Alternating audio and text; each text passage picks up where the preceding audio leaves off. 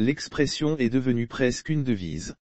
L'on parle en effet d'un sentiment anti-français qui se développerait au sein des peuples des pays francophones d'Afrique. Ce sentiment, semble-t-il, signifierait une sorte de rejet de la France en tant qu'État dont l'histoire avec ces pays est jonchée de faits très critiqués et encore critiquables. Ainsi donc ces peuples agacés et excédés par l'hégémonie française, l'implication de la France dans les choix politiques de ces pays et son rôle pécamineux dans le maintien de certains régimes non serviteurs de leur peuple, auraient progressivement développé un tel sentiment de rejet. Analysons froidement ces faits. La colonisation qui, rappelons-le, n'a pas été une aubaine pour les peuples d'Afrique, a permis que la France transfère sa langue, sa culture, son mode de pensée ainsi que sa perception de la vie dans l'esprit des citoyens de chaque pays colonisé.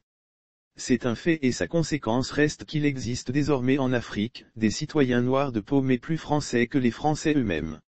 Autrement dit, tout ce qui meuble leur esprit est importé de France, de sorte que leur culture qui constitue le pilier essentiel définissant la vie d'un individu, a été neutralisée au profit de la culture française. L'école en tant que principal créneau par lequel l'on alimente l'esprit des citoyens, s'enseigne non pas seulement en français mais surtout sur la base des programmes copiés pour l'essentiel de la France.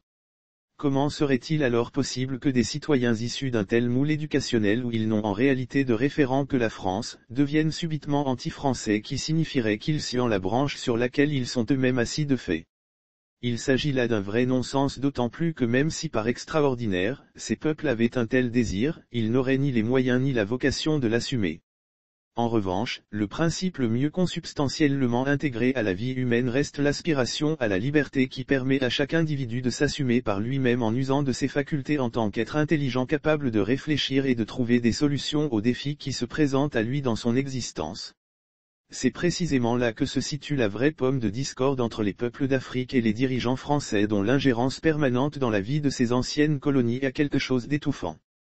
Il s'ensuit que ce qui est rejeté en Afrique francophone n'est pas la France mais les choix politiques des dirigeants français ainsi que leur attitude vis-à-vis des pays africains ayant une si longue histoire pas glorieuse avec ce pays. La preuve en est que les Français sont heureux en Afrique tout comme les communautés africaines remplissent des quartiers en France sans souci.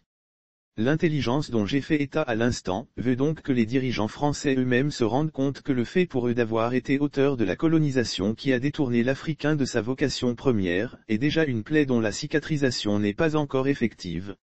Associée à cela, une propension permanente à s'ingérer dans les affaires intérieures de ces pays en rajoute forcément au mal, surtout que ces genres d'intrusions visent très rarement ou presque jamais, le bien-être des peuples qui se sentent ainsi laissés pour compte.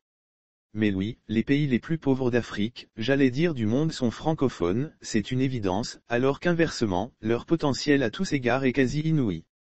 De ce point de vue, les peuples d'Afrique francophone s'en prendraient exclusivement à leurs dirigeants s'ils n'avaient pas la preuve qu'en général, ces derniers prennent leur onction à Paris qui, à son tour, reste d'intelligence avec eux pour jouer crânement ses intérêts en Afrique. En tout, il n'existe pas et il ne saurait exister de sentiment anti-français en Afrique francophone, ce qui existe reste le refus catégorique de l'intrusion des dirigeants français dans la vie des pays d'Afrique. Car les citoyens sont fondés à conclure que c'est sur ces décideurs français que leurs dirigeants, parfois véreux, comptent pour se détourner lâchement de leurs responsabilités vis-à-vis de leur peuple. Ce qui, objectivement n'est pas faux, et plusieurs cas peuvent aisément servir de preuve en la matière. Corriger cela ne sera qu'un acte d'intelligence qui va sceller une nouvelle alliance constructive et même amoureuse entre la France et l'Afrique francophone dans son ensemble.